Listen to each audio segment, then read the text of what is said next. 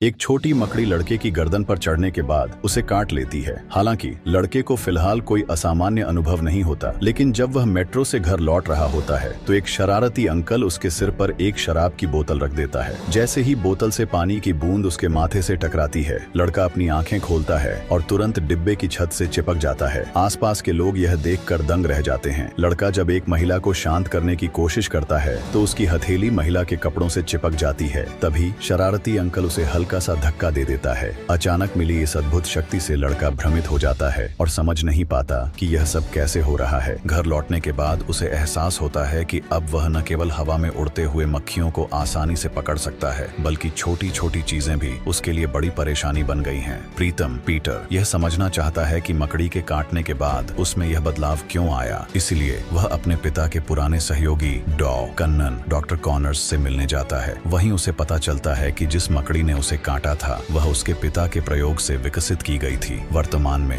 Kannan cross species gene transfer तकनीक पर काम कर रहे हैं, लेकिन उनकी रिसर्च में एक तकनीकी बाधा आ रही है। लेकिन जब प्रीतम अपने पिता की पुरानी नोटबुक से एक महत्वपूर्ण केमिकल फॉर्मूला लिख कर देता है तो डॉक्टर को ब्रेक थ्रू मिल जाता है। जल्द ही वह अपने प्रयोग में एक 3 पैरों वाली चूहे की खोई हुई टांग को पुनः उगाने में सफल हो जाते हैं। हालांकि जब डॉक्टर का बॉस उन पर दबाव डालता है कि वे इस तकनीक को किसी इंसान पर आजमाएं तो कन्नन खुद पर ही प्रयोग करने का फैसला करते हैं। इंजेक्शन लेने के बाद वे बेहोश हो जाते हैं, लेकिन जब वे जागते हैं तो पाते हैं कि उनकी कटी हुई भुजा फिर से उग चुकी है।